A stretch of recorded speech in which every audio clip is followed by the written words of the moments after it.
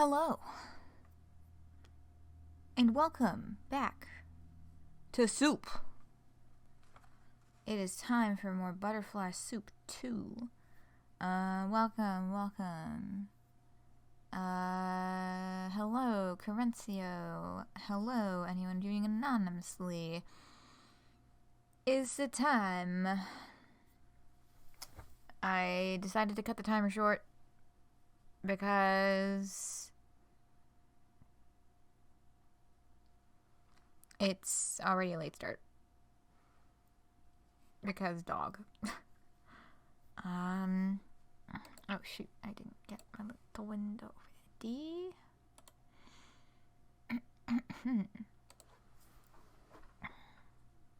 There we go. And the game is opening. Oh wait, let me get this off the screen. There we are. Yes.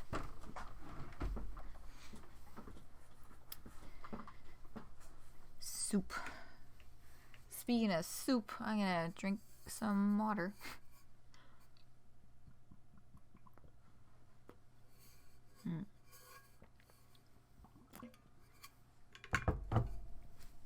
I forgot that I refilled my bottle and then... Oh, the music volume is so... There it is. Boop. Hold on. Did I forget to turn the volume back on after break last time?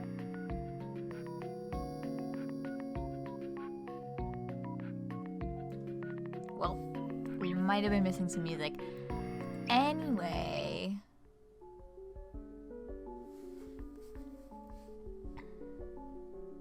Forgot that soup day was changing. Yeah.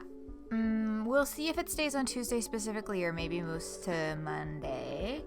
But for now, I only made the final decision to move it like yesterday or maybe the day before. Oh no, it was like yesterday, and I was like, I don't think that same day notification is enough notification. Even day before notification is not great.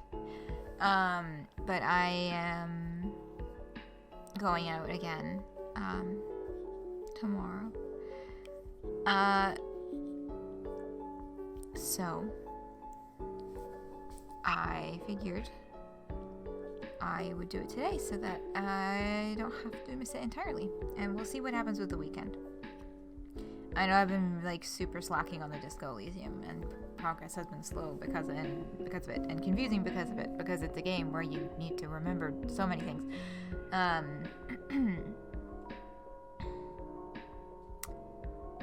Anyway. My eyes. My poor little eyes are buggy. I was playing The Sims 3 the last 2 days,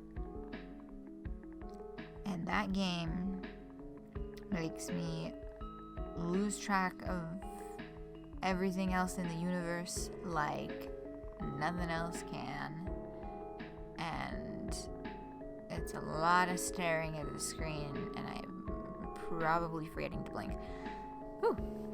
Anyway, that's what's up with me. Let's see what's up with Noelle, who is sitting in the backseat as her dad drives her and her mom to the airport. They're going on a trip to Taiwan to visit some famille. Later that day, Noelle sits in the backseat as her dad drives them to the airport. She feels a flash of rage when she sees a passing car sporting a "Proud Parent of an Honor Roll Student" bumper sticker. Why would you brag about such an unremarkable accomplishment on your car? Oh, Noelle, your standards are... Ooh. Wicked. You're supposed to be on the honor roll. It's like buying a bumper sticker that says, "My child breathes air." Well, No. My parents would never even bother mentioning such a banal thing. Noelle's mom squints at the airport signage as it passes them by. Noelle, watch the signs for us. Why me? I don't even know how to drive. You were born here. You read faster than us. All right. How is it that after living here for 20 years, they still haven't mastered English? Second languages are fucking hard, especially as an adult.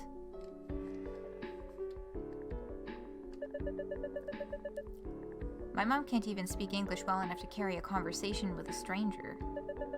What have they been doing this whole time? Their best, I'm sure.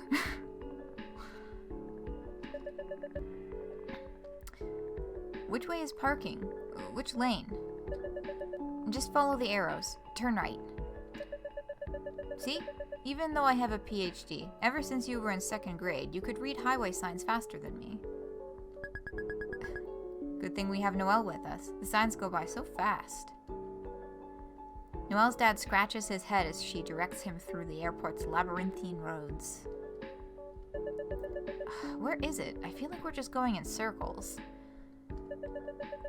We're not. See that sign there? The parking's past the cargo area. Do I turn here? Noelle's heart stops as her dad starts to turn into a street labeled with "Do not enter." It says "Do not enter! Keep straight!" Oh! Her dad swerves sharply to stay in his lane. Noelle massages her temples, her heart pounding. Hey now, I'm surrounded by illiterate idiots. No, you're not. My goodness. Why does it rest on me, a literal child, to ensure we don't drive into oncoming traffic? They have endless energy when it comes to obsessing over my studies. Why can't they work on their own English instead? God. As the car rolls into a parking lot, Noelle jolts up in her seat. Wait, this isn't the correct garage. Turn around. Huh?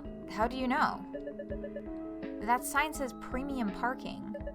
Premium means something of exceptional quality, superior. So, isn't that good? Not right now when we're looking for regular run-of-the-mill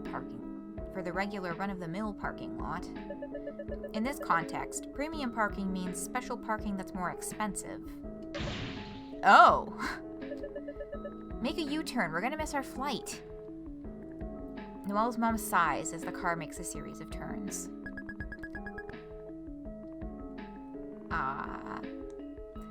This would have been easier if you could talk to us in Chinese. This would have been easier if your English was better too. Noelle crosses her arms in the back seat, fuming. Why am I the one responsible for making sure we're not separated by a language barrier? You were the ones who chose to move here in the first place. 16 hours later, in Taipei, Taiwan. Noelle and her parents take a taxi from the airport to an alley lined with parked scooters. Oh, okay, her dad's on this trip too. Oh, wait a second, right, duh, it's a business thing. I don't know why I thought she said it was only gonna be her and her mom. Right, because it's just her and her mom who are coming back first, and her dad's staying for business a little after their family stuff. I got it. I remember things.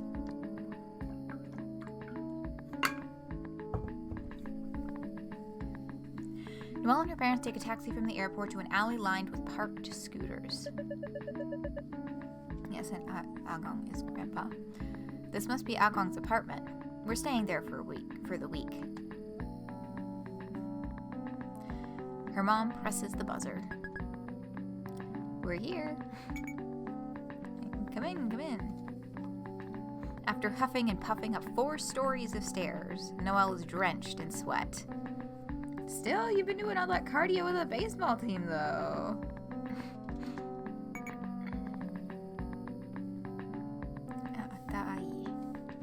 Hey. Chinhua? Yay, you're finally here.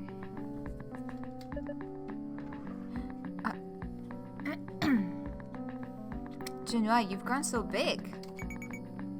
Yeah, I must have been in elementary school the last time you saw me.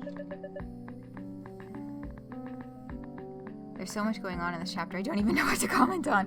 Yeah, I know, this one is thick. Woo, family. Indeed.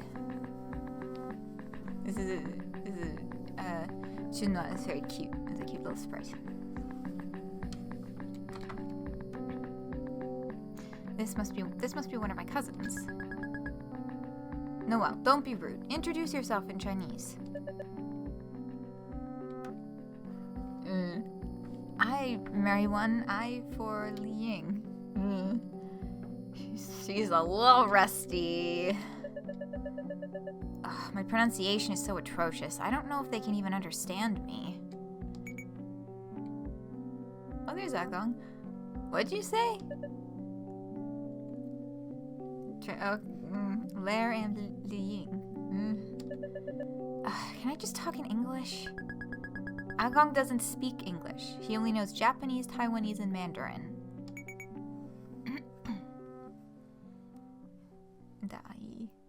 Even the Mandarin he's nearly forgotten. Da-Yi gestures at her daughter. She's wearing thick glasses and carrying a huge brick of a book.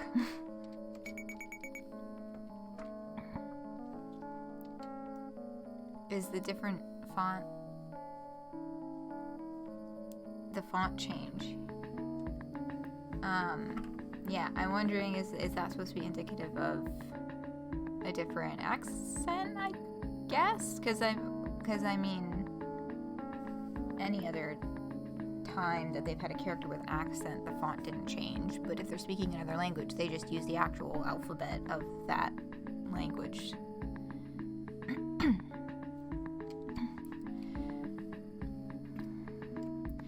Noelle, you speak English with Junhua. She wants to go college in America, so she's very happy practice speaking. Yes, you can call me literature. Is that a name she chose herself?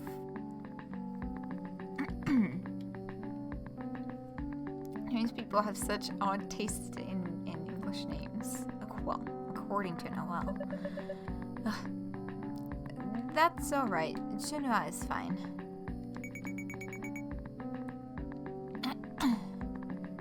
We are the same ages, right? Who do you think is more tall?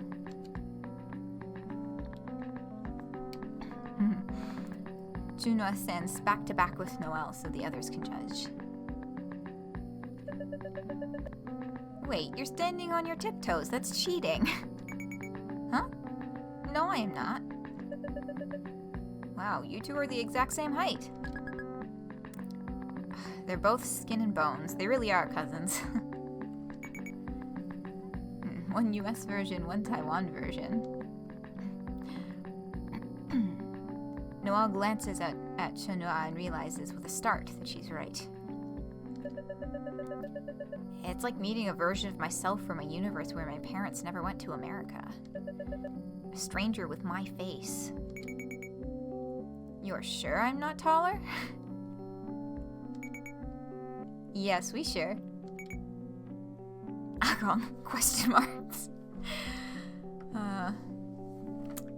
Yeah, because they're bouncing between languages, but mostly not speaking the ones that he can understand.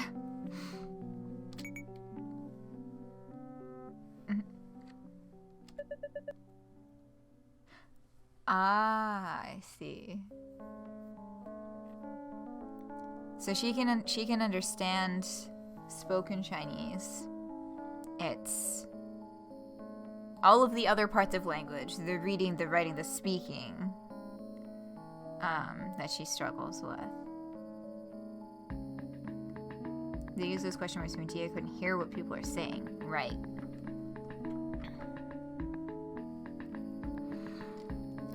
That must be Taiwanese.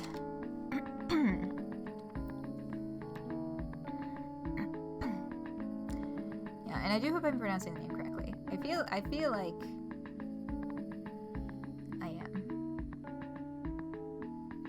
but perhaps I should check. Right. Chunhua gives him an affectionate hug as Noelle awkwardly watches from the sidelines. Meanwhile, the adults launch into an animated conversation in Taiwanese.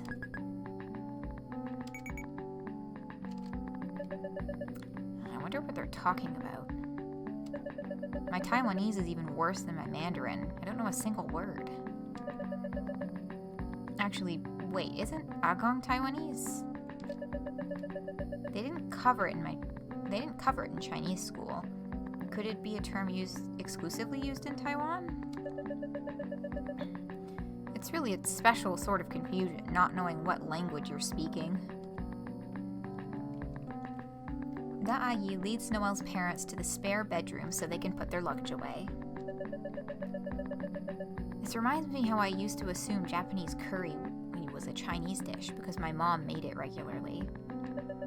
If you have a distinct relationship with your parents, your culture becomes a nebulous cloud. Is it Chinese to believe pseudoscience? Is it Chinese to have an outdated and sexist worldview? Or is that just my parents in my particular? How do I distinguish between things peculiar to my life and Chinese culture?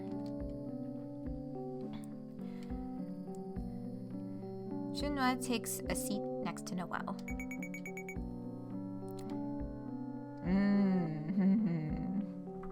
What a fascinating offer. Anything you have questions about, you can ask me.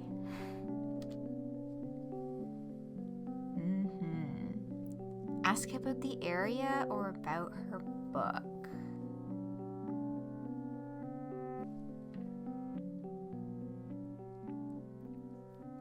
Any particular thoughts?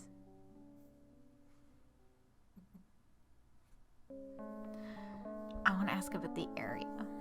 I'm sure that her book is very interesting. However, up to you. Okay. Well, ask about the area. Tell me about the surrounding area. Let's look outside. Cool. You think Noelle would ask about the book for us first, but it's also a cool new place to explore. Yeah, she probably would ask about the book first, but she was also just thinking about all of that, like, cultural understanding stuff, right? And also, I was more interested in this option.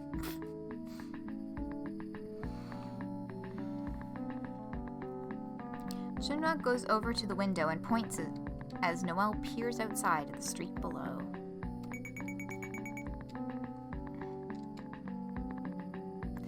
That way is my house. Me and my mom, we walk over all the time. You must live pretty close by if you're able to come on foot. Yes, we are only a few streets away from Agong. Every weekend, me and my cousins spend here. Oh, every weekend, me and my cousins spend here. I think would be the inflection. That's so different from my experience.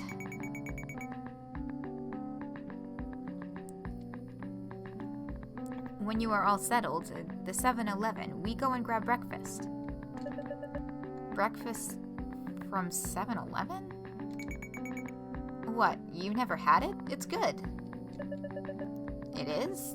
It won't be all greasy? No?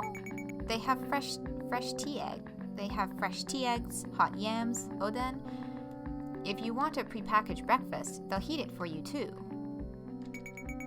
In America, is it not like that? No, American 7-Elevens are just junk food stores. Chunhua points at a train as it rushes by.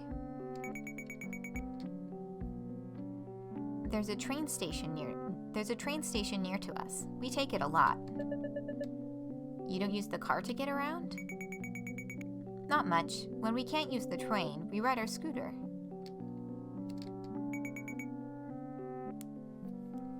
Ugh. Public transit. God, please. What else do you want to know? And now we have to put her book. What are you reading? It's a Chinese translation of a Russian novel. What it's called in English, I don't know. And then she says, okay, so Noelle doesn't know what this means, but she's able to recognize this Chinese. Something brothers. There's brothers, and it's Russian. The Brothers Karamazov? Yes, that sounds correct. I've read it before, too. This is exciting. I never met anyone else my age who's read it. Did you like it? The religious themes were of little interest to me, but I found some of its other ideas thought-provoking. For example, it argues that humans are so deeply shaped by others that everyone bears some responsibility for the sins of everyone else. Everything we do is the result of a huge interwoven chain reaction of human interactions, and as a result, a crime is never truly one person's fault. It's a societal failure. To Noelle's disappointment, Junhua nods, looking lost. I see.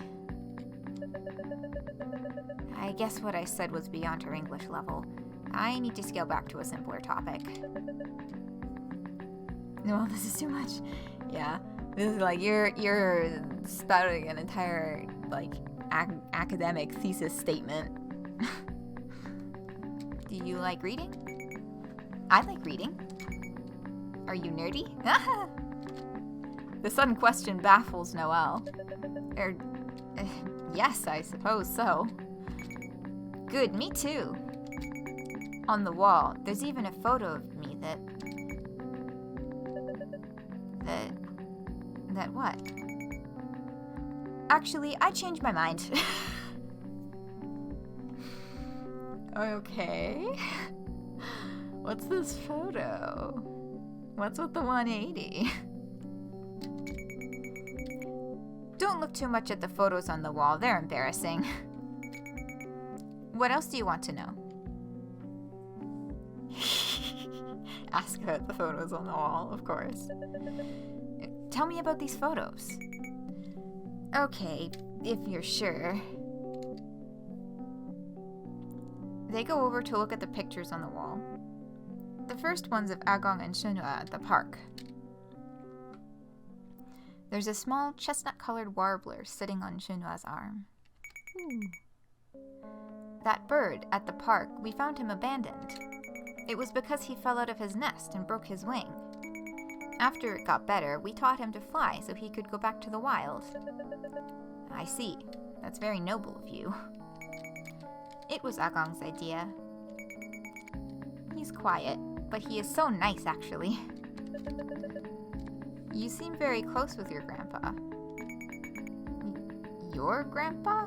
He's your grandpa, too. Oh, that's right. To hide her embarrassment, Noelle quickly moves on to the next photo. Yeah, that kind of extended distance from family members. Estranged relatives, yeah, can do that. Can have you feeling like that. That level of separation. To hide her embarrassment, Noelle quickly moves on to the next photo. It looks old. A swarm of children are building a sandcastle as smiling adults look on in the background. This is me, Wenping, and Wenjang. Wenping and Wenjang are my older cousins. They're my uncle's children. Wenjang's working right now. Too bad Wenping is traveling right now, or else we could have hung out. Where is he visiting? Japan. It's his honeymoon. Ah. Honeymoon? Did he get married? Yes, a month ago. Oh, I had no idea. In the picture, the people behind us is Juju, Agong, and Ama. We didn't knew it, but that weekend was our last one with Amma. Aw. I can't help but feel jealous they had any weekends together.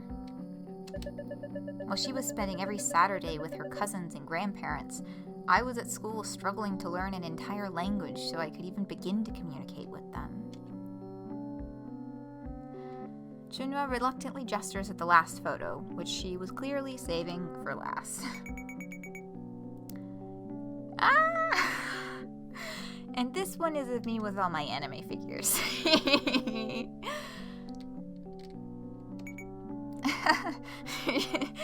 Aw. Don't be embarrassed. Playing Sonic Heroes. Nice. Welcome, Aleph.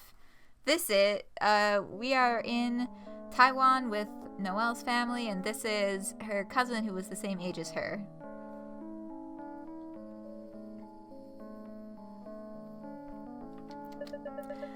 Oh, so this is what she meant by nerdy.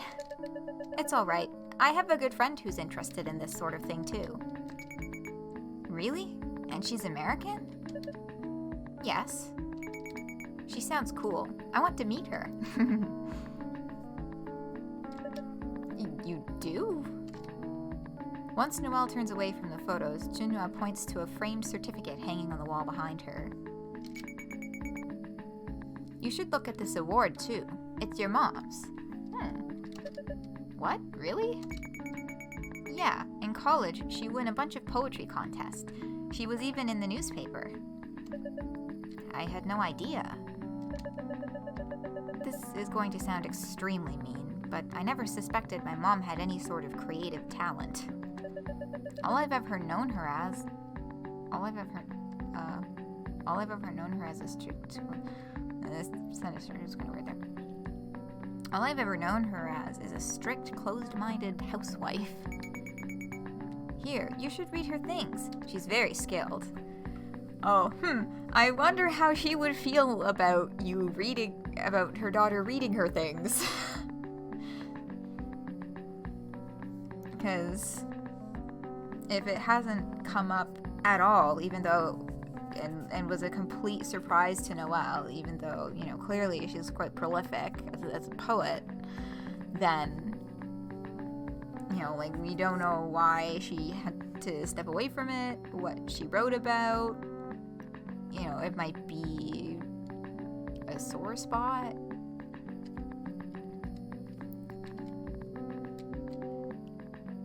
Junhua pulls a magazine from a cabinet and flips it open to a page of poetry. I get the feeling it's hard for Noelle and her mom to talk about anything. Like Dia and her mom. That's true. It could just be, the not knowing could just be a product of that. Maybe not that. She purposefully wants to separate herself from the poetry or anything like that. Flips it open to page of poetry, yes.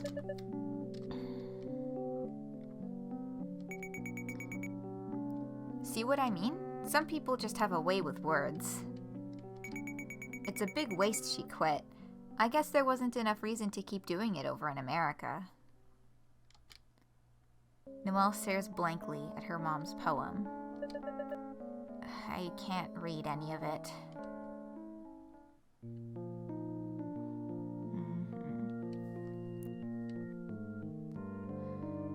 That evening, Noelle and her parents walk to the subway.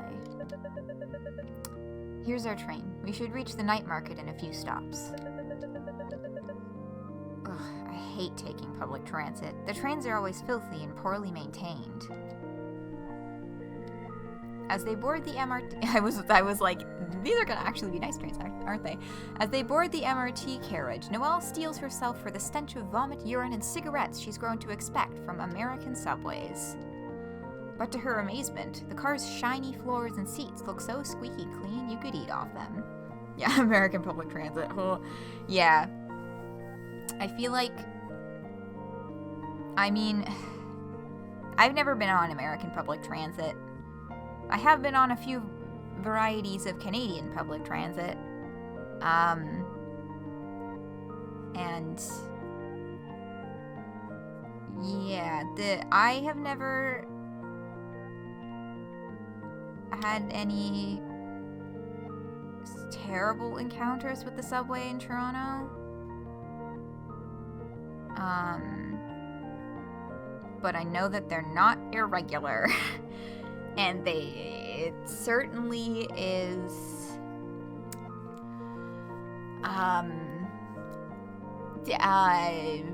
could be much better maintained.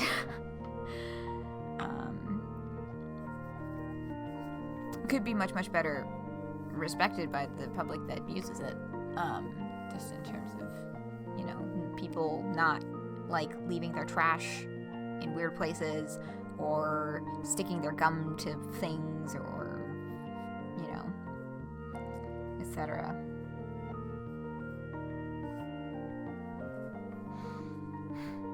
But God, this is the dream, isn't it? Public transit that is not shit.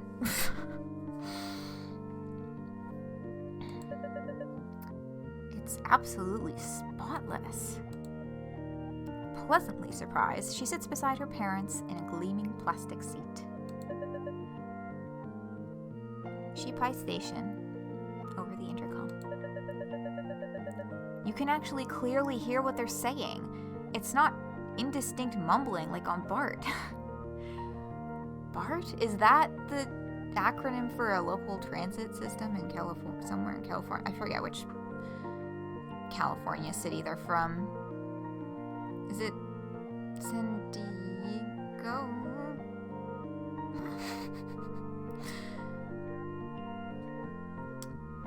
Bay Area Rapid Transit. Thank you, brother. Yeah.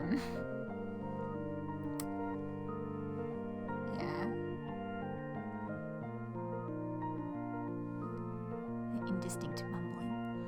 Yeah. I've not done much traveling in my time, but I have been to Edmonton, Alberta once, and I noticed on their buses they have, so the transit that I'm used to, like, you know, I've mentioned I, you know, have been in Toronto a number of occasions.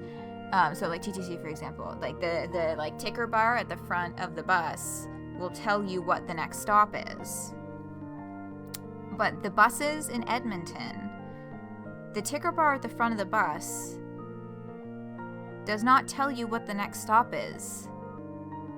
It's got, oh no, I can't remember if it was just the time or if it was the date and time together. And they only announce the next stops over the speakers, and they don't do it very frequently, which was stressful because it's so easy to miss that audio cue. And then you've got no other, you know, if you're, you know, from out of town and not familiar with the area and you don't have, you know, everything exactly, the order of everything exactly memorized, it was really hard to, you know, make sure that you're not missing your stop because they only needed audio cues, which is also an accessibility problem. Like, that's a whole other thing. But that was frustrating. Edmonton, Alberta. And, yeah, I will say as well, though, that their light rail train was pretty well maintained. It was decently nice, by my standards anyway. By what I'm fucking used to in Toronto. But yeah, that was really frustrating. And the Edmonton buses.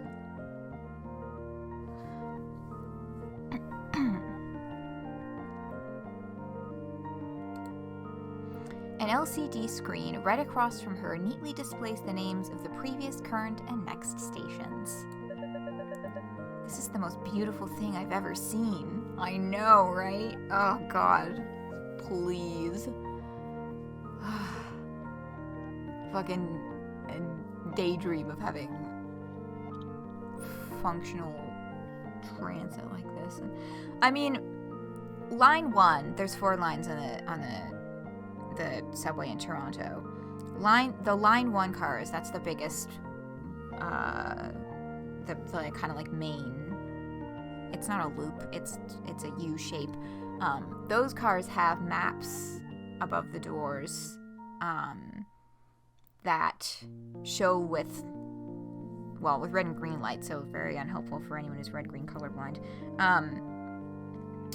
But with lights, like the next stop is flashing. Ones that have already been hit are in red, and then all of the upcoming ones are in green, so you can kind of like see the entire map of the route and then follow it with like the little dots to see where you are. The other lines are a lot smaller and a lot less trafficked, so they did not go through with the expense of putting those maps in them. But I do like that on the line 1. Oh hey! Her phone buzzes. Her heart leaps when she sees that it's Akarsha. What the fuck? Akarsha girl, what are you doing? Why did you send this?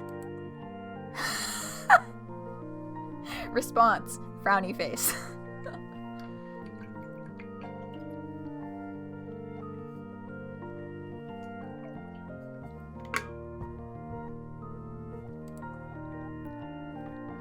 I thought you liked me. Even if I hypothetically did like you, why would I want to see this awful picture of you?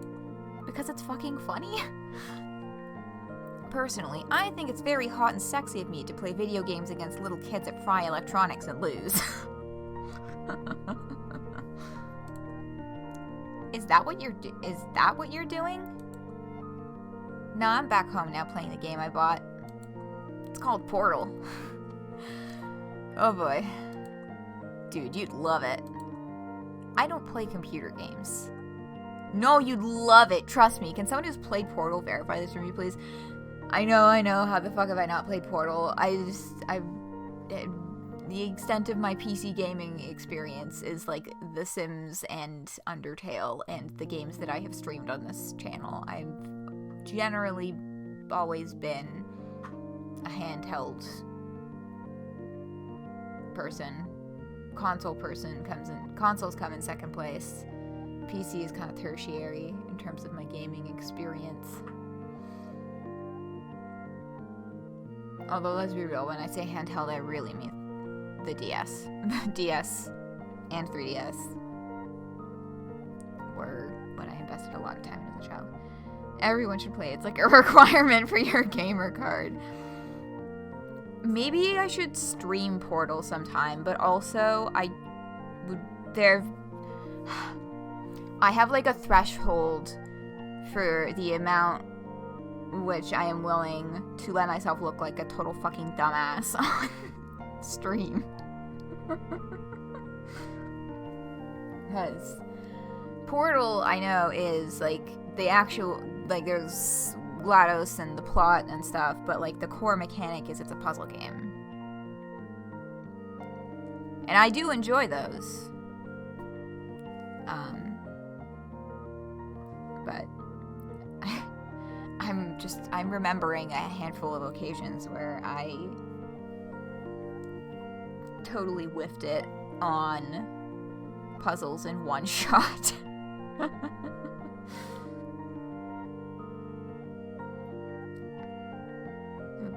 Big box Portal from 2009 was literally just a Steam key in a box.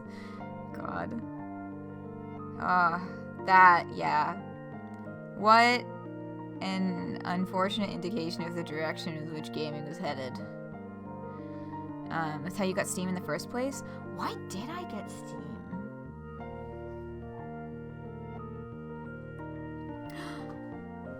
Oh my god. Plants vs. Zombies, the original Plants vs. Zombies. I think that was the first computer game I played on Steam.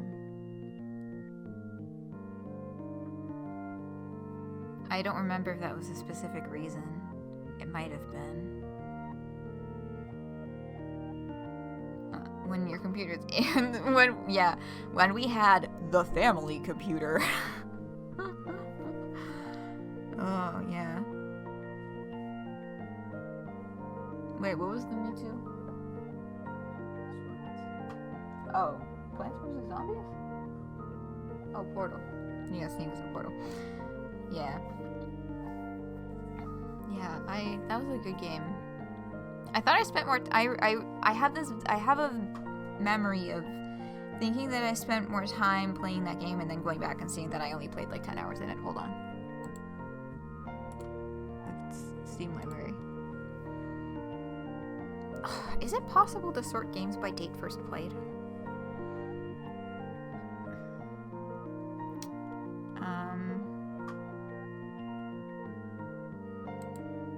Oh, sorry. Plants vs. Zombies Game of the Year Edition.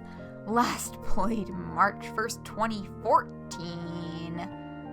And that was definitely just a time that I went back into it to just poke around and then didn't do much and left.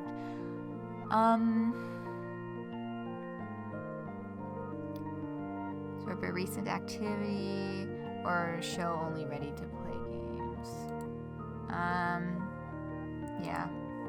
I'm pretty sure Plants vs. Zombies though was the first.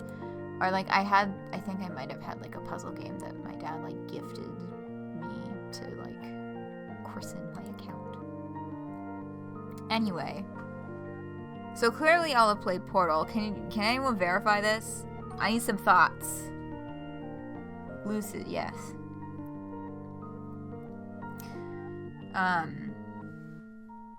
Yeah, I need some thoughts on Noelle and Portal, because what I know of it is mostly just the meme stuff that would not be Noelle's speed. You think that she would like it too. I mean, like, I don't know. I just think it would be an interesting discussion. Akarsha's probably going to try and justify herself on this too, so I should probably just keep going from the tangent. But just was curious if any of y'all had opinions.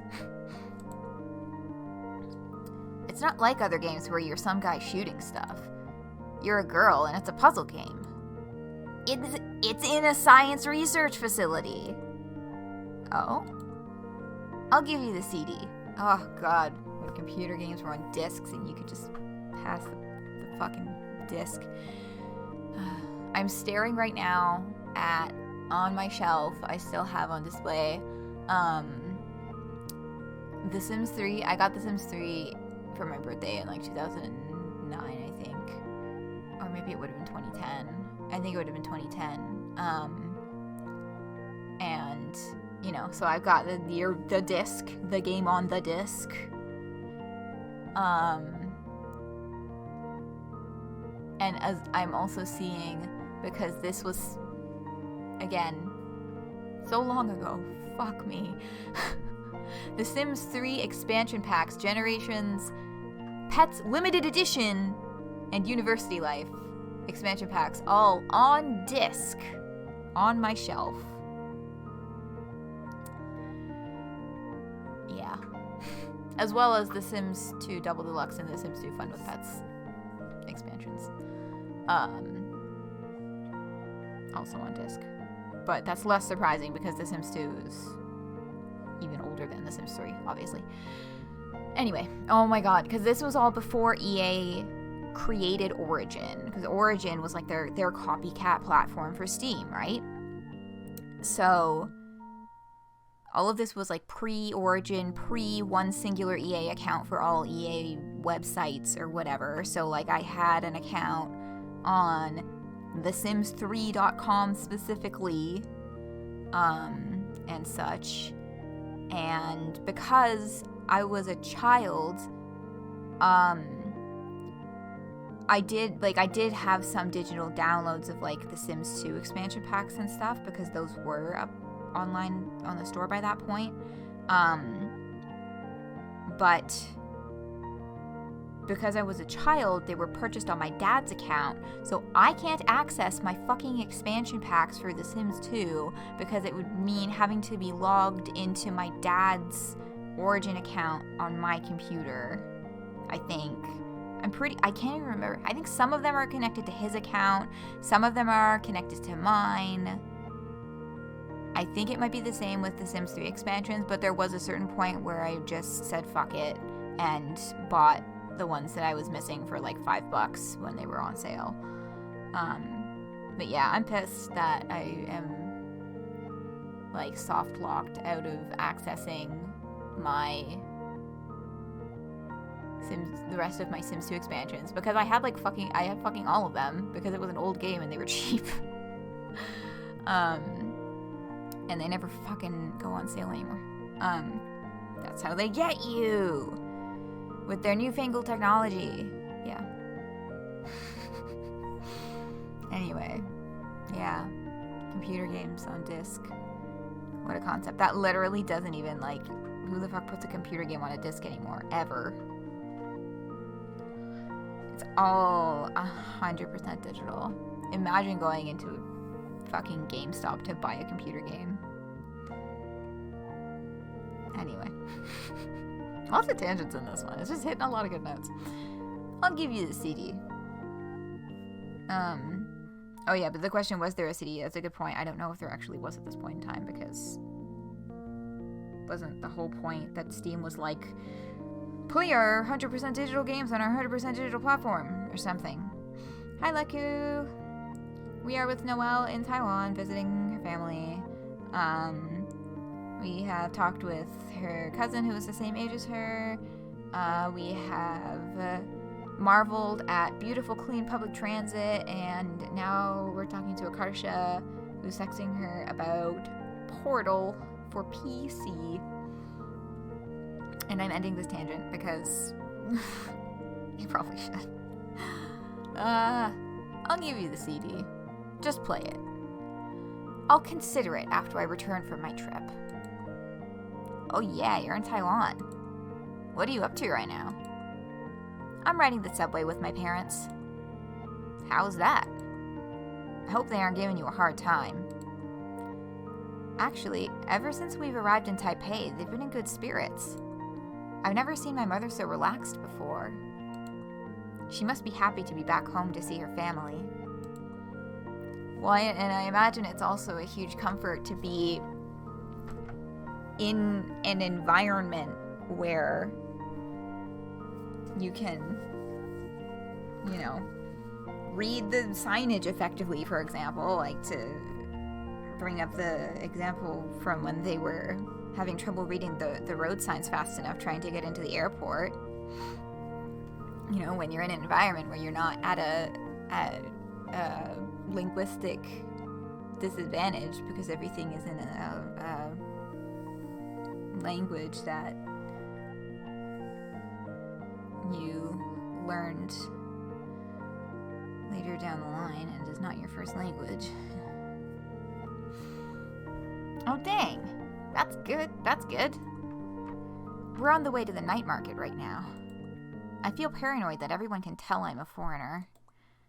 Well, I get what you mean. When I'm in India, they can tell I'm American before I even open my mouth. Just from the way I carry myself. Her mom sighs as Noelle taps out her responses on her phone. There you are, addicted to your phone. How am I addicted? Compared to other teenagers, I barely use it. You spend so much time talking to your friends. I think that's good. It's better than a lot of other things you could be fucking around with on social media bullshit. This was Noelle's most biggest problem in the first game and why it's so hard to be sympathetic. Oh yes. Yeah, you're spending too much time with your friends. You should be focusing on your studies. I think that was it in the first game. But friendships are only temporary. As soon as it's inconvenient, they'll all disappear. Oh, who hurt you? Oh no. Who hurt you so I can hurt them? What the fuck?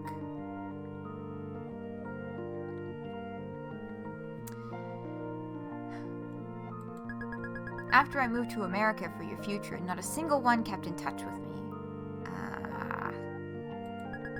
The only people you can trust is your family, and I was so far away from all of mine.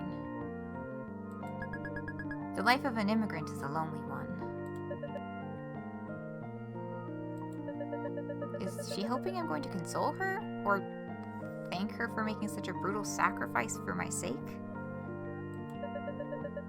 It was her own decision as a full-grown adult to move here. It wasn't up to me. Her mom sighs heavily and stares out the window. There's a message she's always trying to impart on me. I'm lonely because of you. Oof. Noelle watches... Sorry, I've got my... sitting here with resting my head on my hand and fucking covering my mouth with my hand, because that's a great way to read things out loud. Noelle watches the scenery fly by. After half an hour, the train arrives at their destination precisely on time. Gorgeous. Let's look for clothes. You need new ones. But I have plenty of clothes already. They all have holes in them. You should just throw them away already. Does this conversation seem familiar to anyone?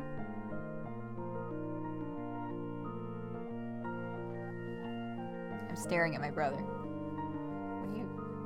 He's showing me something.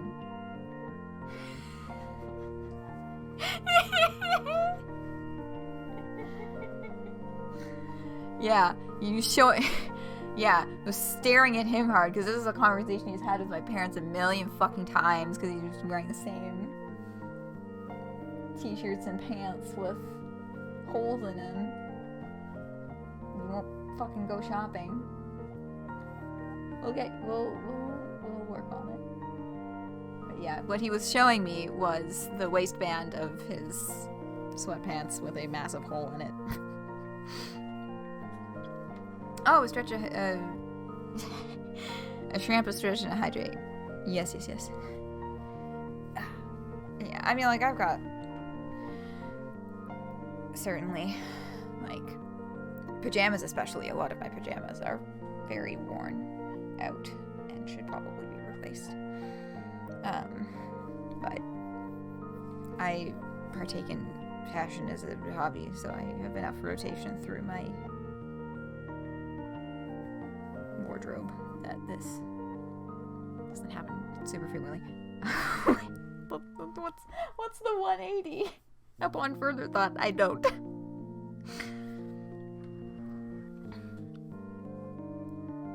Let's go shopping again. Yeah, we did a shopping trip a little while ago. That was fun. We went to a thrift store and got some nice things. We should go to an actual mall though next time. Yeah. I have some things I need to pick up. So maybe we'll go soon. Anyway. They are at the night market. Noelle browses through a sea of clothing racks with her parents. A hideous pair of beige pants catches her eye. This would complement many items in my wardrobe.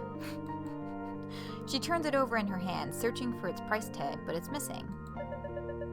I'm going to ask how much these trousers are. Oh, that's not how this...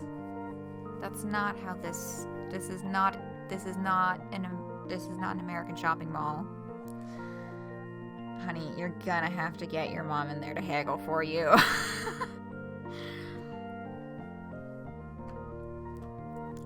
Especially if they flag you as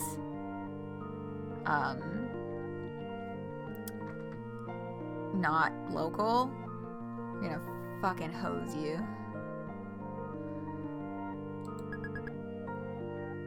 Do you know how? Are you serious? Of course I know how. Oh boy. Miffed, she marches up to the stall's cashier and shows her the pants. Light Eye asks how much are these pants? 200 NTT. That's only about $7. What a bargain. I waste to buy this.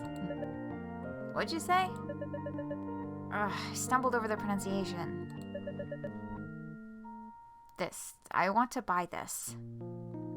Yeah. I've seen some stuff about, like, the night markets and things, so perhaps I was being a bit presumptuous with my original comments. But that was the impression from what few things I know of. These pants are terrible. I need them. Yeah. Okay. Ashamed, Noelle doesn't dare speak another word as the cashier begs her purchase. Excellent. Simply superb.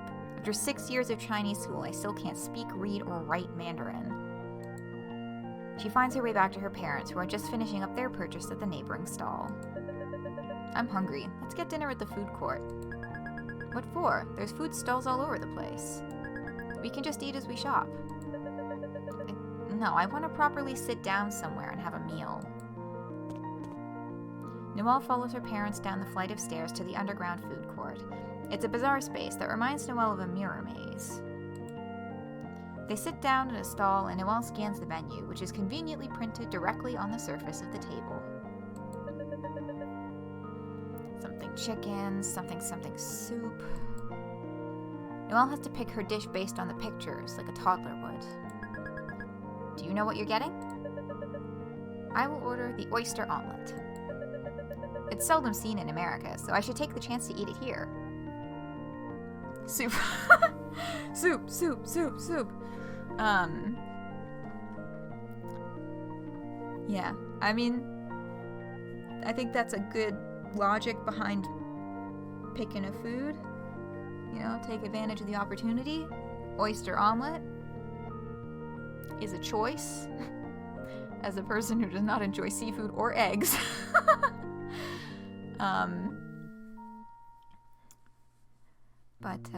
Yeah. Take advantage of where you're at.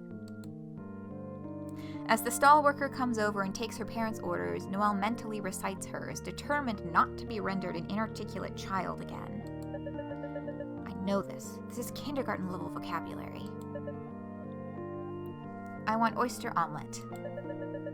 That sounds a tad crude, though. In English, I'd normally say something more like, I'd like to have the oyster omelet. What do you want to order? I want oyster omelet. The woman jots her order down on a pad of paper, nodding. Oh, the acronym, the ABC. Are you American-born Chinese? Huh? My Chinese was that bad? I am. I could tell. I guessed from your accent. So heavy. Noelle's mom sighs as the woman walks off to prepare their meals. All those years of Chinese school, wasted.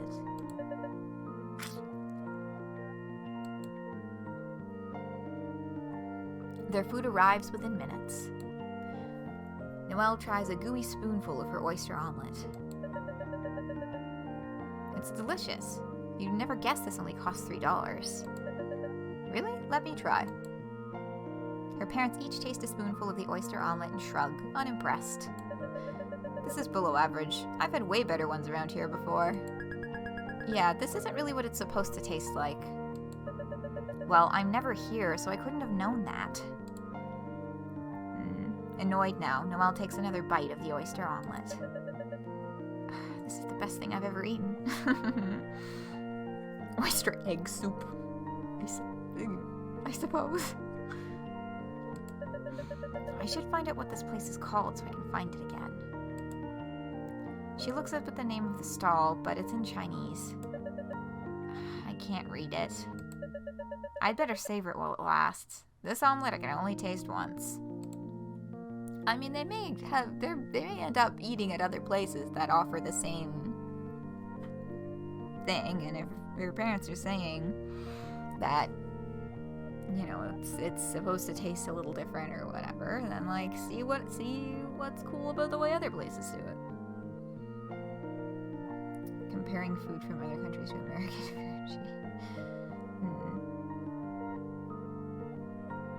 All too soon, it's over. Noelle sighs as they get up to continue shopping. Oh, don't do that. You should have tried harder to convince me to learn Chinese. Oh man, don't do that. No. They did. They tried their very darndest. But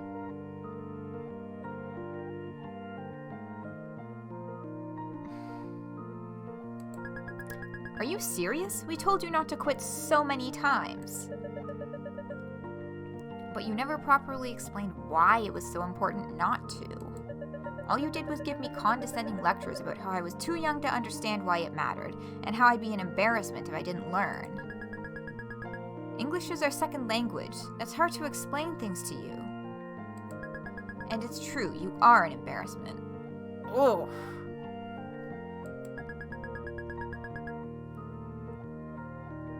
Last week, I saw our neighbor's son Michael moving the lawn, and he greeted me in Chinese. Hello, Auntie. See, that's what happens when you listen to your parents. Michael goes to Taiwan with his family every summer. That's the reason he's more fluent, not because he was a superior child to me. Why didn't we just visit Taiwan more often when I was younger? That alone would have made me more interested in learning. Yo, that shit's expensive. I feel like I've been trying to understand Chinese culture by looking at it through a soda straw until now. Again, so much going on here. Yeah. You think we didn't want to visit Taiwan more too?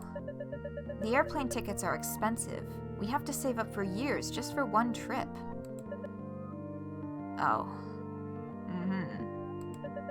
But even so, you should have done more to show me that speaking Mandarin could be a positive experience.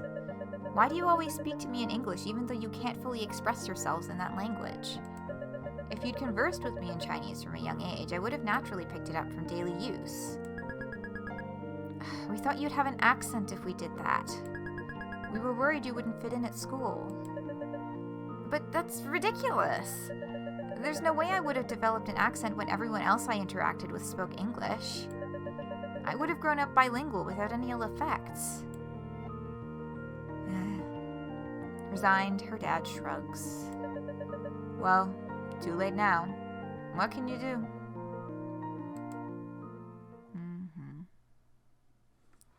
Yeah, see, that's the thing about, like,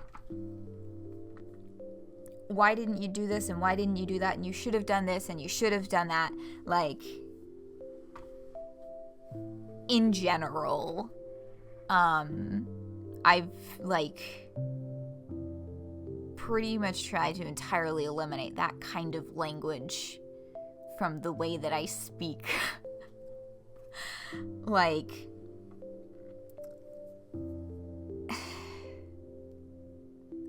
obviously not, and it can't be eliminated entirely because sometimes with conversations it's like, what were you thinking there?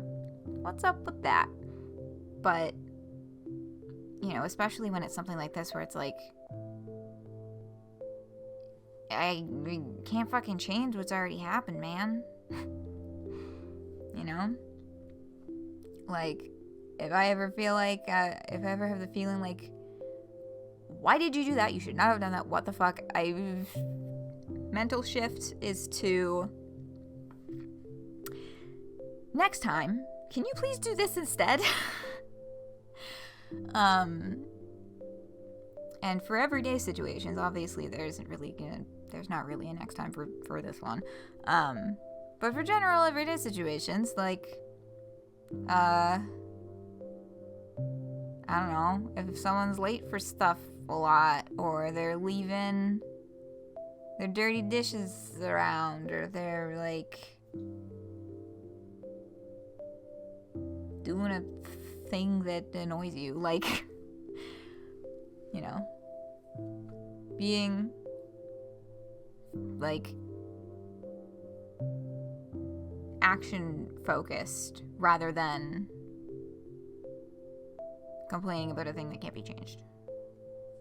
Can be helpful in a number of situations.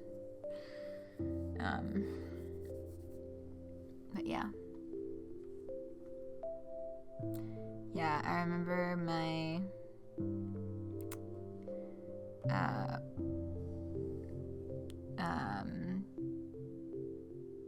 what's it called? My grandparents on one side of my family came to Canada in like the 50s, and I remember my mom telling me that like they decided not to teach her and her sibling, they decided not to teach them their first language because they were worried about it messing up their progress in school. They were also among their siblings who came to Canada and went to other various English-speaking countries. They were the only ones who made that decision. So I've always felt kind of weird about it because I think it would be neat to be a little more connected to my own cultural heritage. But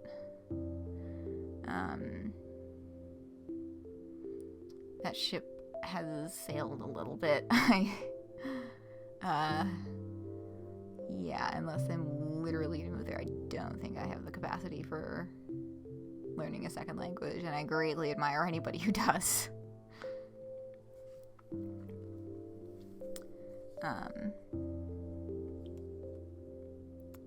Yeah, this is the last day of their trip. Noelle and her relatives visit the columbarium house, housing Amma's ashes. Oh, thing that I'm remembering now also. Now in the present day, there's study after study after study coming out showing that children who are bilingual from a young age have better brain plasticity and problem-solving skills. And better overall performance in school, which, you know, obviously performance in school only measures so much. But, yeah, they're showing that, yeah. I said the thing. losing my train of thought. But yeah, that was another thing that, was interesting. Noelle could have been even smarter.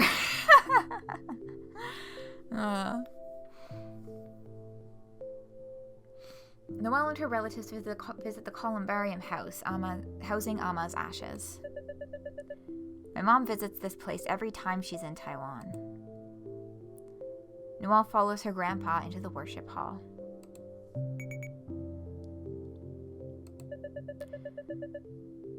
We crossed an ocean to see my grandpa, and I've barely spoken a word to him. It's not out of lack of interest. He must have lived a fascinating life. He's the only grandparent I have left. But how do you gain access to the heart of a stranger? Where do you even begin? Oof.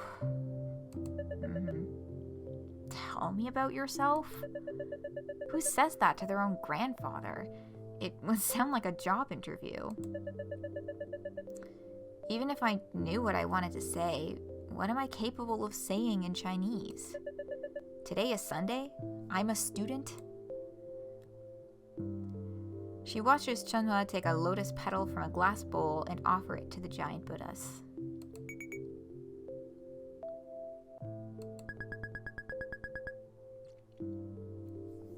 Noelle, we're going to pray for Amma. Take a flower petal from that bowl over there. Can I pray in English? If you have to. Unsure what she's supposed to do, Noelle does her best to imitate her parents. Hello, Buddha. I seriously doubt that you exist. But I'm sure Amma was a wonderful woman. Chunhua deposits her lotus petal in the bowl before the Buddhas, her eyes shining with tears. I miss Amma.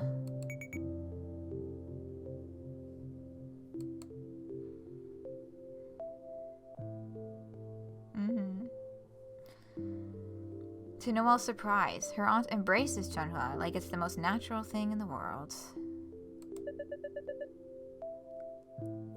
They're so comfortable with each other. Is that how mothers and daughters are supposed to be?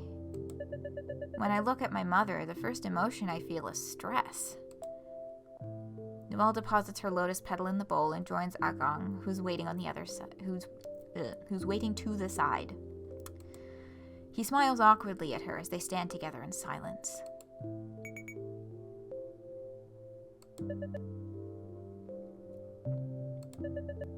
What should I do? Try to build a relationship in broken Mandarin? Tell him I like reading and my favorite color is green?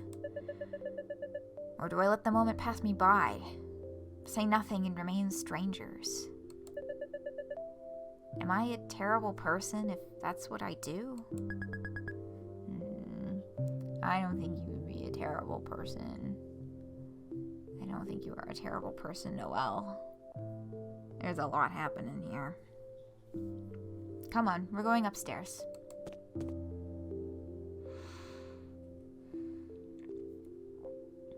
After an elevator ride, they arrive at the floor housing her grandma's ashes.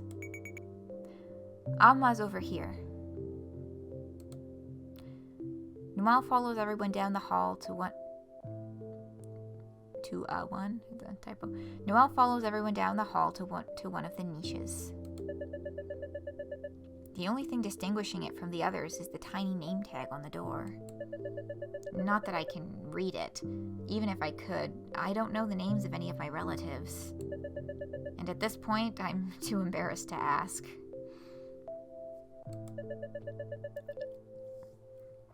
Even Shunhua's name, I only know by sound. I have no idea what it looks like.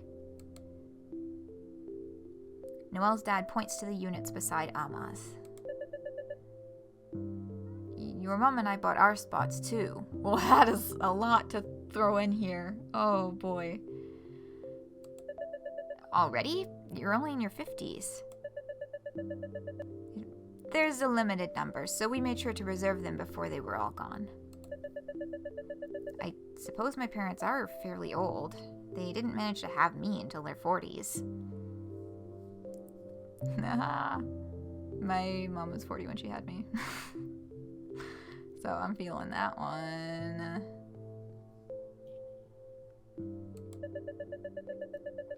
Going off the average American life Going off the average American life expectancy, they probably have around 25 years left.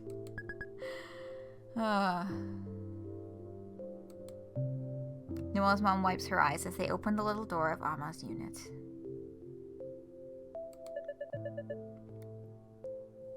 Will I cry when my mother dies someday? I'm starting to seriously worry that I won't. What kind of monster does that make me? Oh, Noelle. What kind of cold, heartless person cares so little about her own parents? Is there something wrong with me? Do I just not form emotional bonds as deeply as ordinary people do? Oh, Noelle, honey. No, that's not it, dear.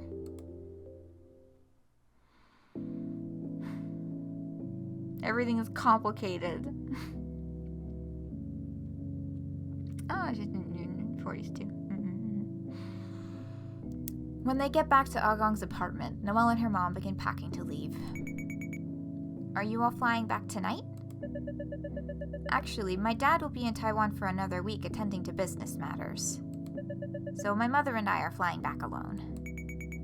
Aw, 1 week was too short. As Noelle fits the last of her clothes into the roller bag, Junhua takes a seat, pulling a thick tome out of her backpack. Noelle feels a twinge of sadness as she watches her cousin read her huge academic-looking book. If I'd grown up in Taiwan, we probably would have become close. Girl, exchange contact information! It's the internet age. Akasha was able to text you from all the way in America. You can text your cousin from when you go back too. Please, if this whole thing doesn't end in them exchanging contact information to keep in touch, I'll fucking cry.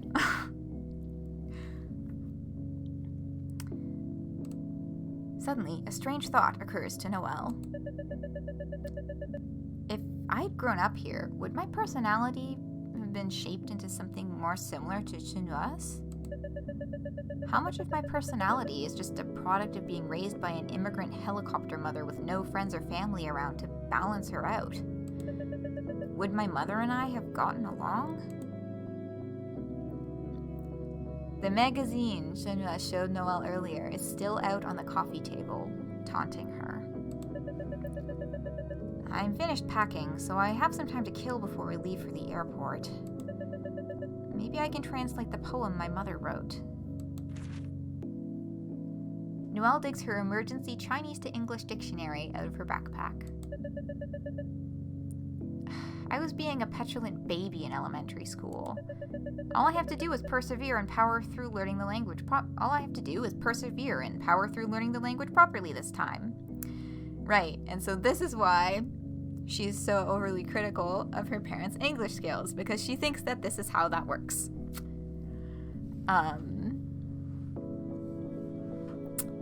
Again, everything is complicated. Everything is so much more complicated.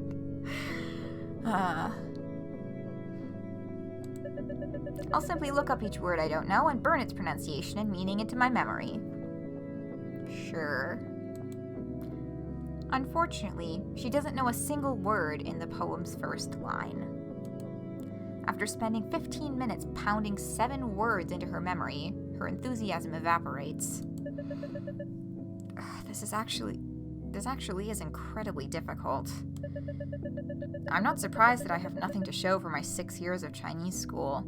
It feels like the knowledge is just washing over my brain like water over plastic.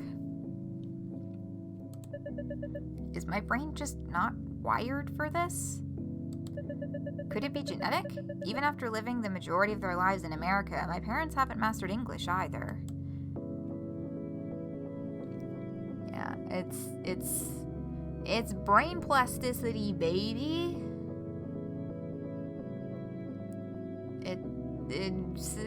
It makes it harder to learn the new languages as you get older and your brain's neural pathways get more tuned to the things that they are actually used for the most.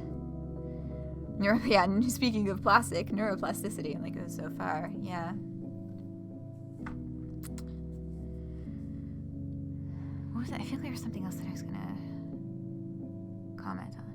Oh yeah, the 6 years of Chinese school. I mean, if you did 6 years of Chinese school and you quit in 5th grade and now you're in 9th and you haven't really been exercising any even of what you've learned in ages, like, that's gonna have an effect. That, degradation over time, right? Yeah. Although it's funny, I still, this has come up a couple of times before, that Canadian school system, you have to learn French up until a certain age. And even though I stopped French after 9th grade, definitely more hyper-specific, like more specific words and meanings of more specific words, and like when, oh my god, people speak French so fucking fast. Even with all of that, like, I still have, like, after all that time and after having not really practiced it for even all this time, I still feel like I have a decent grasp on, like, if I were to just, like, look at a sentence and deconstruct it grammatically, I might not know what it said, but I could. But, like, the sentence structure stuff is still there. I mean, that's probably also because it's like, decently similar to English sentence structure. But some of the finer grammatical points, like conjugating verbs, ne pas for saying you're not doing something or you don't like something, etc., etc., saying not. Yeah, and recognizing different... Yeah, I still recognize some of the basic building blocks that I learned very young, even though I haven't practiced it in a very long time. But yeah, time. Ugh. Speaking of, it takes another 15 minutes for her to finally overcome the first line of the poem. At last, on to the second line. So she's got what she thinks is the translation, but a literal translation like that, even if it's not poetry, is not going to hold the same meaning. It's not gonna hold the same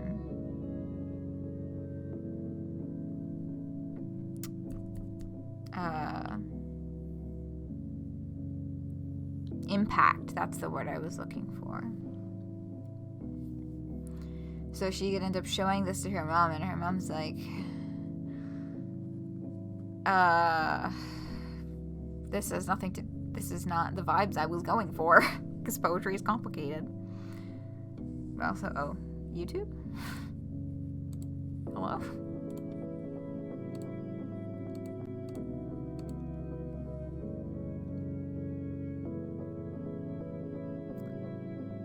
Philosophy tube, electric brain. This character means electricity, or thunderstorm, or lightning, or electric, and this means brain, which itself is a combination of characters including flesh, clever, and think. Put the two together and you have clever thunderstorm, flesh that thinks, or smart flowing thinking, electric meat, or electric brain, or computer. This is it's just the Chinese word for computer. Yes, precisely. The nuance. You think about this so much. Yeah. The nuance in translation. Yeah, especially translating from, like Chinese to English, because there are languages that, like, function on, like, a structural level so differently.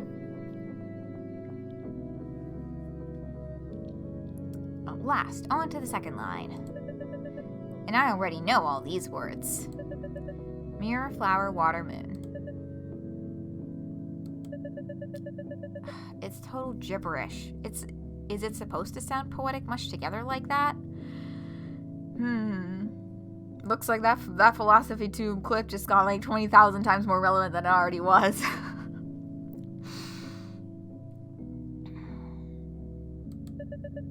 Mirror, flower, water, moon.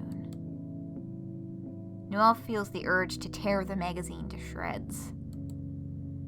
Perhaps noticing her hands quaking with barely suppressed rage, Junhua peers over Noelle's shoulder to see what she's reading. What's wrong? Nothing. I'm just translating one of my mom's poems. Why don't you ask your mom for help? I'd rather die. Oh, okay. Maybe I can help instead? Where are you stuck? What's this supposed to mean? Mirror, water, flower, moon. Oh, that's how do you call it? A saying, like the lesson of a story. It's short for flower in the mirror, moon in the water. Pretty much, it means something that you can see, but never grasp. Like a flower reflected in a mirror, or the moon shining on the water's surface? Yes. You can't reach your hand through the mirror and take the flower out. It's impossible. You can only look, never have it.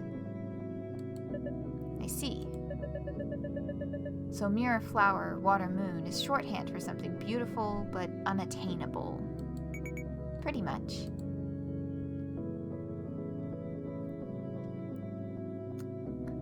Da-Ai cheers as Noelle's mom manages to zip her bulging suitcase closed. Ready to go to the airport? Let's go.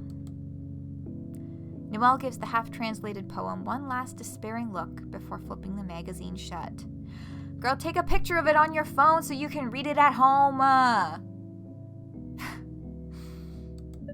Or bring it up at home or something.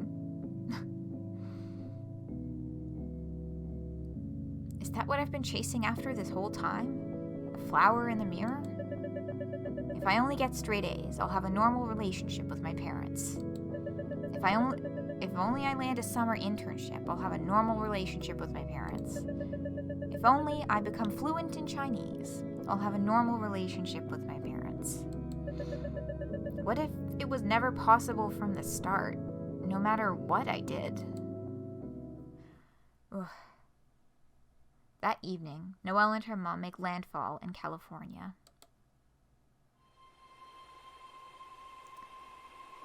Instead of driving home from the airport, they take the BART back.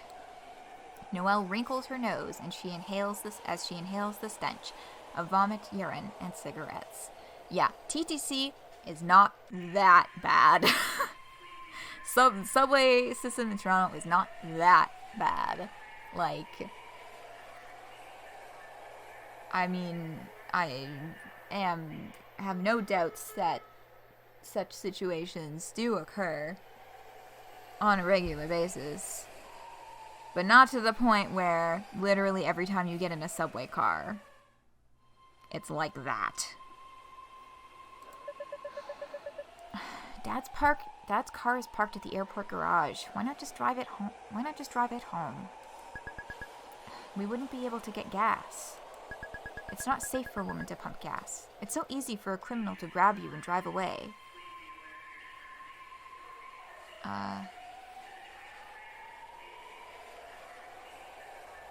Maybe hopefully Tuna and Noelle exchange info off screen. Oh yeah! Oh man.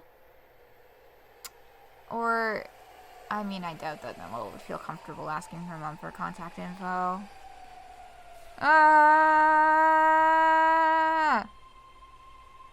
Huh!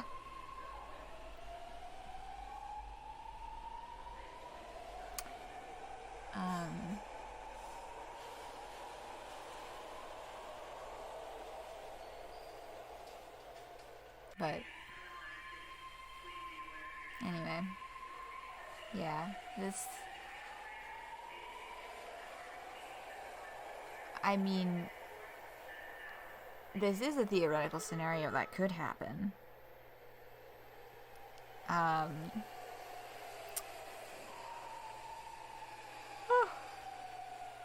However, I don't think it's common enough to be that large of a concern. In any other game, this would now be a horror story. We live in one of the safest suburbs in the entire United States. Is that why she always has my dad pump the gas? Besides, I can't read fast enough. When you're driving on the freeway, the signs pass by so quickly. Especially if it's dark out. I don't know why I'm assuming it's dark out. Maybe because the windows are dark. But, like, they could just be underground. Because that's how subways work. Noelle reluctantly sits down on a filthy, worn seat with a suspicious brown stain on it. Oh, I hate mystery stains on public transit. Fuck. The conductor mumbles something unintelligible over the intercom as the train stops at a station. 6? Miss. A breathless man enters the train car just in time before the doors shut. His eyes frantically scour its interior.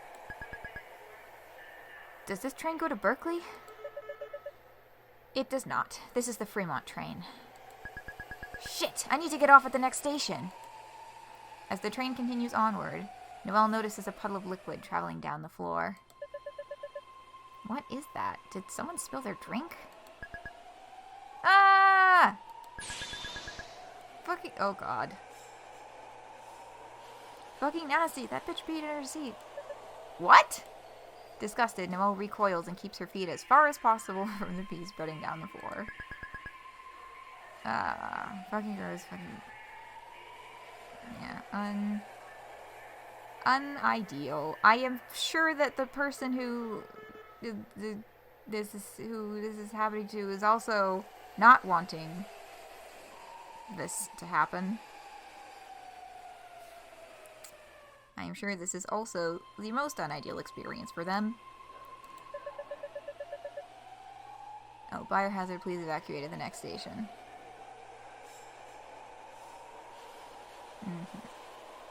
Also never experienced this in public transit.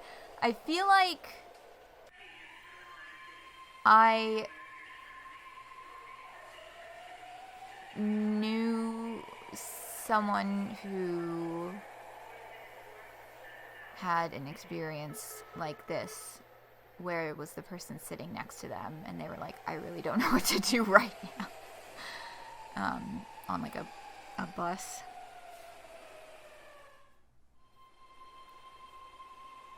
Yeah, but all of the yelling and screaming at this is like, if someone is like peeing themselves in a subway seat, that's not an ideal situation for them either. I'm sure that they would like that to also not be happening. There's, I doubt it's on purpose. And this is someone who is having a very hard time, and screaming at them like that is the opposite of the proper reaction. Like, they're having a pretty shit day, and you're just making it 10 million times worse by being a fucking asshole about it. Yes, it's unpleasant, but also that person is probably really struggling and also does not want to be in this situation. What's he saying? The urine is a biohazard. We need to get off the train at the next station.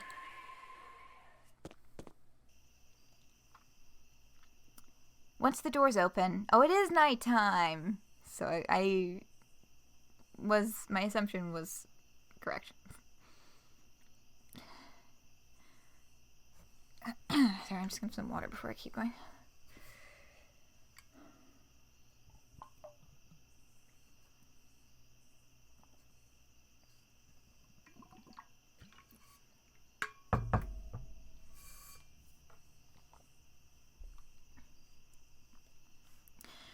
Once the doors open, Noelle and her mom hastily drag their luggage off the train and onto the concrete platform. Maybe we should have driven after all. I didn't know Bart was like this. We're still several stops from our destination. Noelle and her mom wait on a bench for the next train home. 9-car train to Fremont in 6 minutes. Our next train will arrive in 6 minutes. Okay. Good thing I was here with you, or else I wouldn't know what train to take. Exhausted, Noelle stares at the dark line of trees ahead of them. It's cold. Why are we here? Because the hobo lady peed on the floor? That's not what I mean. Why did you move from Taiwan to America? To give you more opportunities.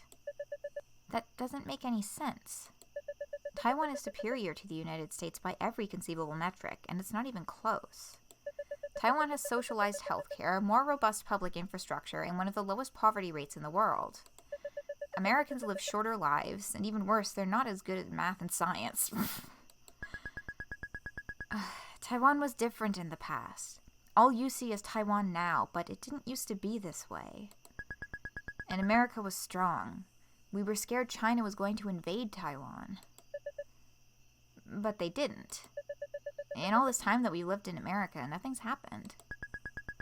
That's true, but it could have happened. But the plain truth is that it didn't. Noelle. You could have just stayed put. I could have grown up in Taiwan like Chenhua and the rest of my cousins, and everything would have been fine. But we didn't know that. That's the crux of the matter. Like...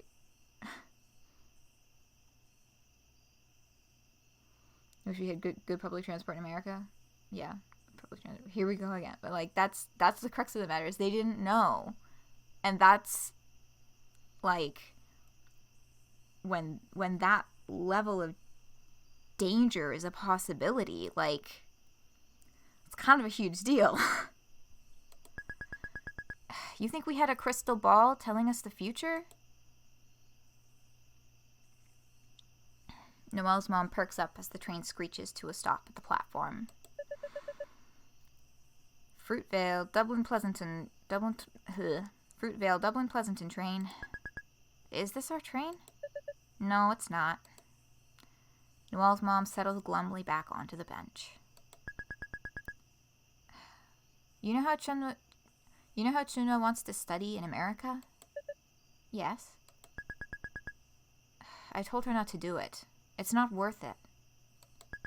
I didn't realize how hard it would be.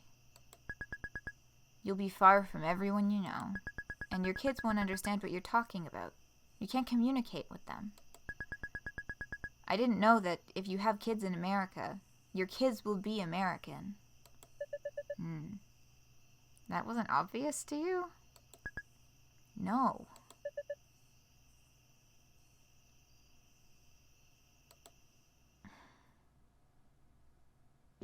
Yeah, I mean, I understand the thinking that, like, yes, you're in this other country, but you're the one to raise your kids, but, like, that outer culture is pervasive. Fuck. Terms and words. I'm having vague recollections of a conversation that we had, when we played the first game.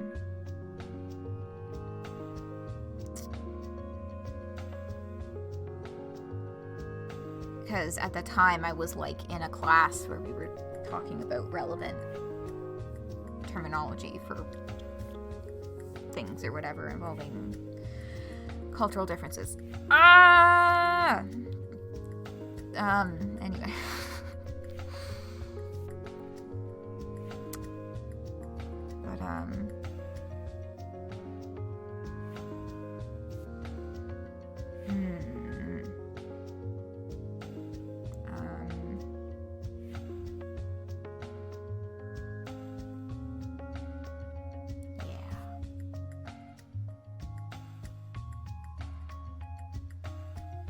But, we're like,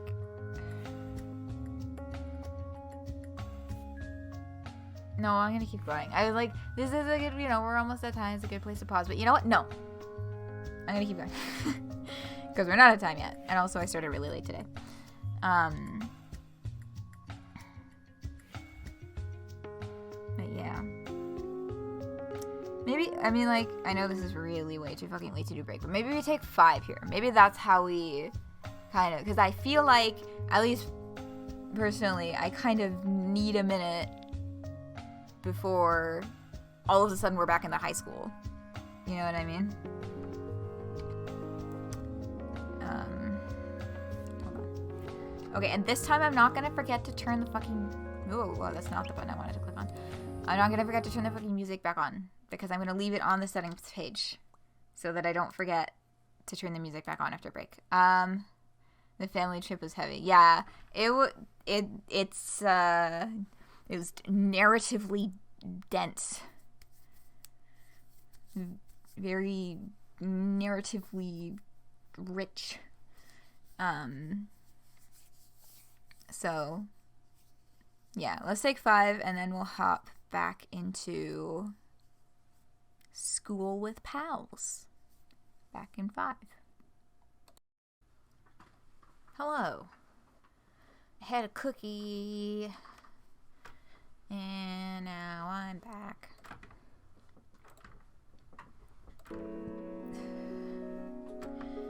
Yes, that is kind of like Alphys and Undyne the Shark and the Lizard.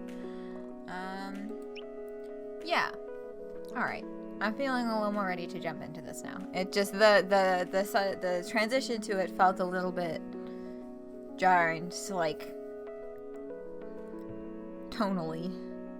I'm sure once I start reading the actual dialogue, it won't be so tonally jarring, because this game is very well written.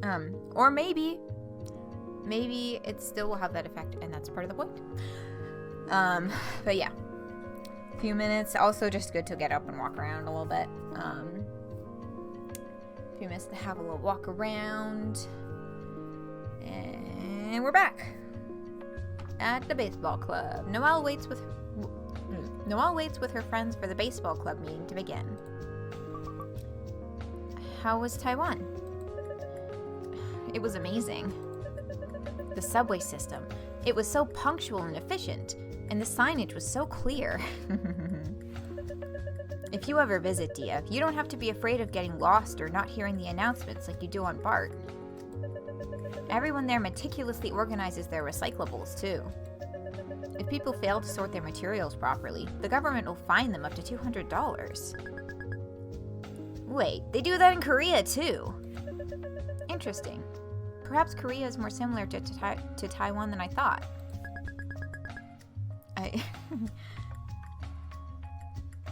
The Scorpio hats.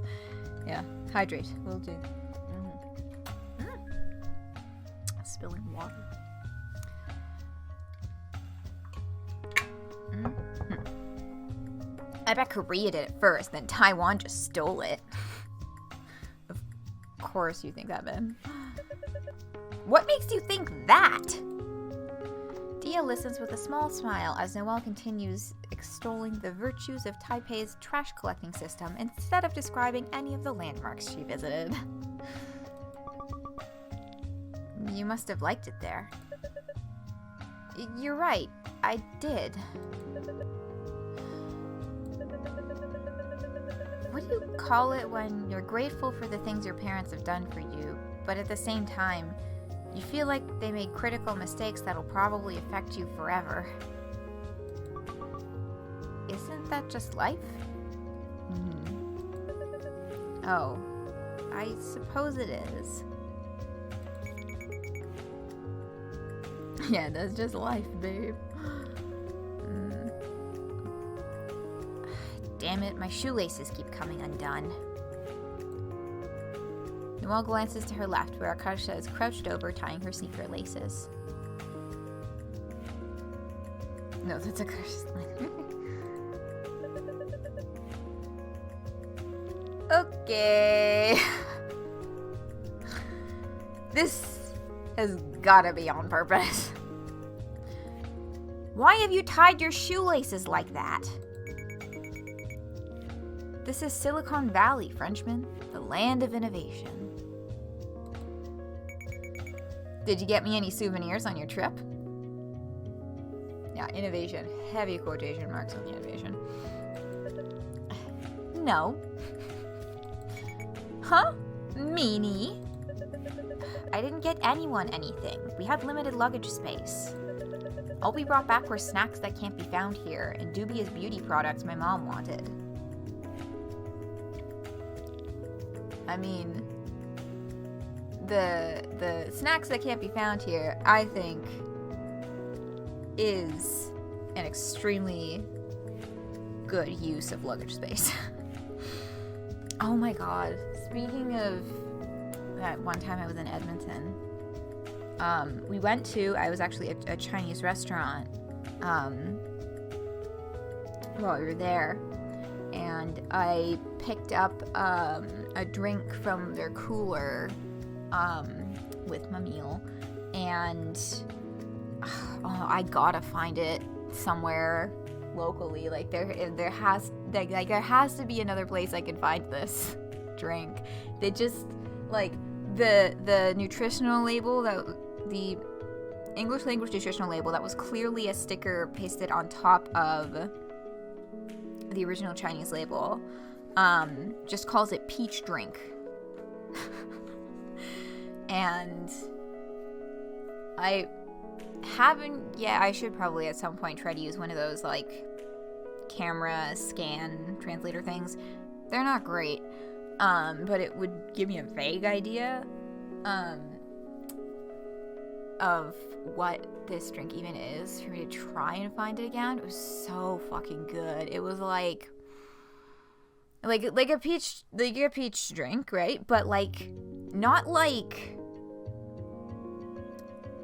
when you go to the grocery store here and you buy peach juice and it's like this really strong, like, mouth punching flavor that's like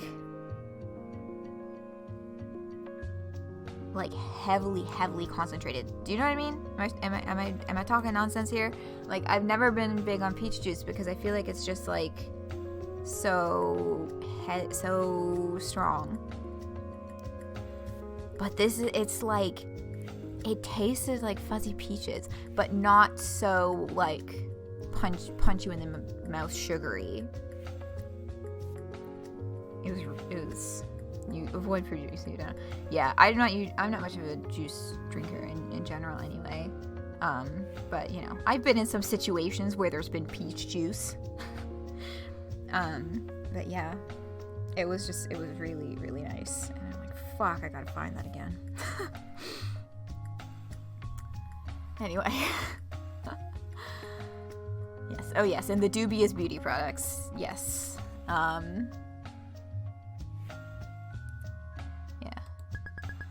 dubious beauty products? Like what? Nail clippers with bombs in them? fucking, of course, that's what men's brain would go to first. Why would there be nail clippers with bombs in them? All I meant was products with questionable value, like skin whitening cream. Ugh. Wait, skin whitening cream? Like to make your skin lighter?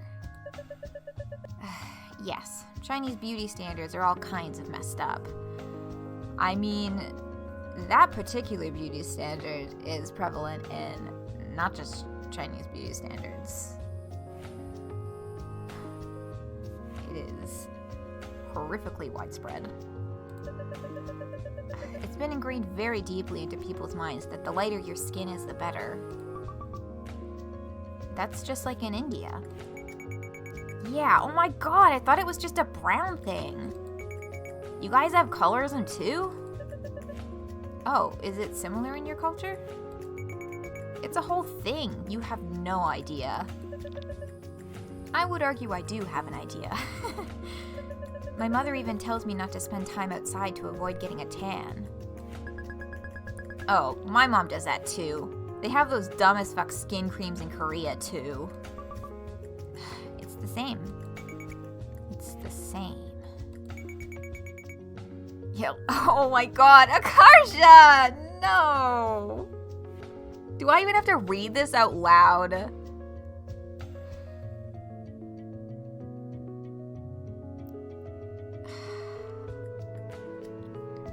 Brown person mash just like pee and poo. Shut the fuck up, Akarsha. This is the worst thing that's ever come out of your fucking mouth. Stop. What the fuck, man? Yeah, if even Min is like, what the fuck, then like you know that you've truly lost the room.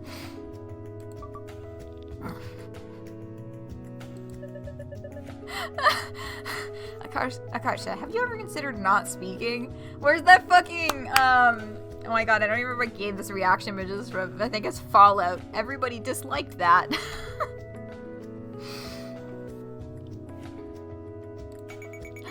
How mean! The second I opened my mouth, you all jumped to slap my balls.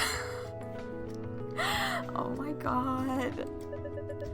Do you have to word it like that? I'm trying to use more phrases with the word balls in my in my normal conversations. Why have you made that a goal? I mean, like, for the bit, I get it. But, like, where did this idea come from? Why? I don't know. I just think it'll add more flavor. Okay. Death Bagels, assemble! The Death Bagels gather around Krissa and Liz as they begin the meeting. So we've got good news and bad news. Good news, we have a game today. Bad news, it's just the Niles baseball team again. They're the only ones who would play us again. Policy. Yeah, the team moms, the team captains. Ah, that's not surprising. We either win by pulling some weird shenanigans or lose so badly we get mercied. There's no in between. So most teams we play aren't exactly eager for a rematch. We had to swear up and down that you guys would be normal this time. Yeah, you fucking lied to them, Krissa. You know damn well you fucking lied to that team when you promised that they would be normal this time. So y'all better not be weird. You know who you're fucking talking to, right? Alright, we yakusoku. What? That's how you say promise in the... That's how you say promise in Nihongo, aka Japanese. She's like, your weeb ass is testing my patience. Is everyone ready to go? The other team got here early.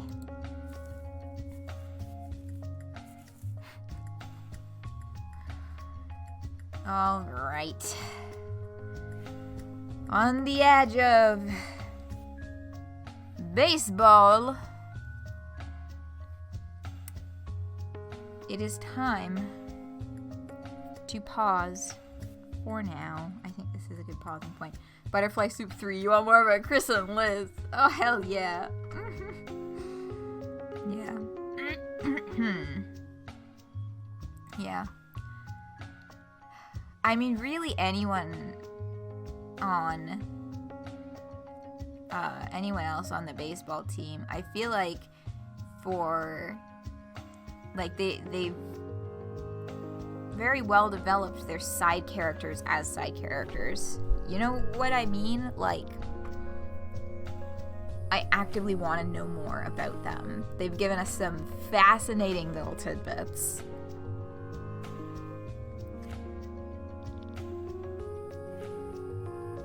Will some of you graduating? Yes, they are. But oh my god, I don't even fucking remember. Did it say what point in the school year this is at, even?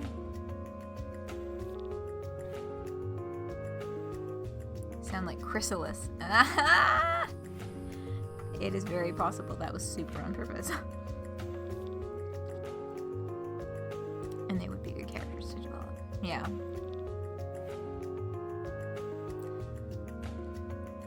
Yeah.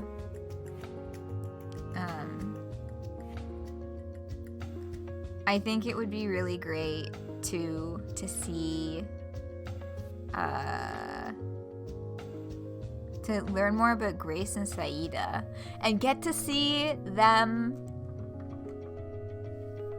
like growing and learning a la Min's section of this game.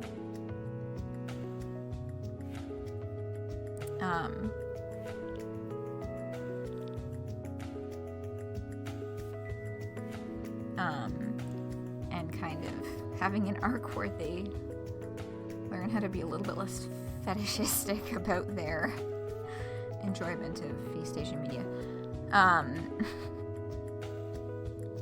Might only have one more stream of this. Oh, I'm fully expecting that. Yeah, for sure. I mean,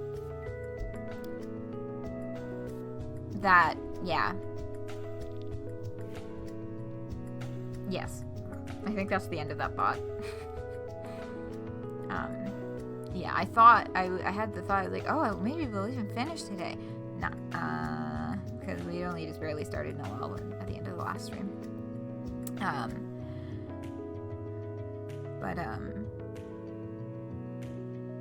Yeah, we still have, well, we have a baseball game, and then I'm sure there's going to be some concluding scenes, because we gotta conclude the run-through thread of Akasha's little crush on Noelle and how all of that is going to turn out.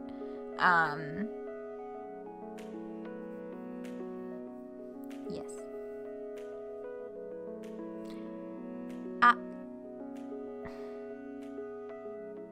Okay. Let's save and I'm in the menu. Okay.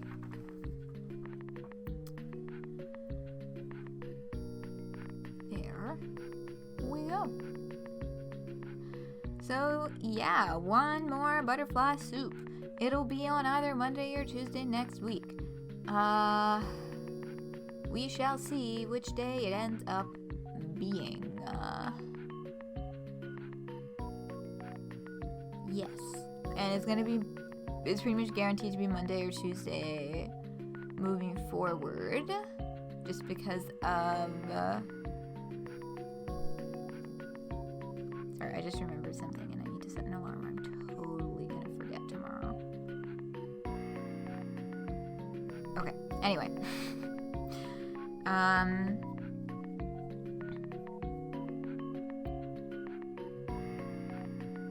What was I talking about? Changing schedule. Probably Monday, Tuesday. Just because of, life scheduling things. Yeah, good fucking night indeed. Sitting here yawning. I don't know why I'm so tired today. Yeah, boy, it's sleepy time. I'll let y'all know about the weekend as soon as I know. Because I am going to be out of the house starting on Wednesday evening, which was the reason I was streaming this today, so I did not have to cancel this week. I just changed the day instead of canceling on Wednesday. Yeah.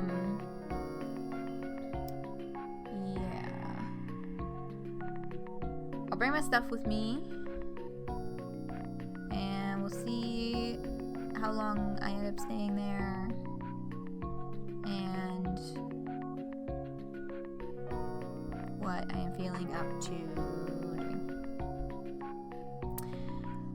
Okay, thanks for hanging out. Yes, finishing butterfly soup next week. We'll let you know about the weekend. Have a lovely rest of your week. If I do not see you this weekend, have a great week on the whole, and I'll see you right back here for more shenanigans of some sort. Shortly. Good night.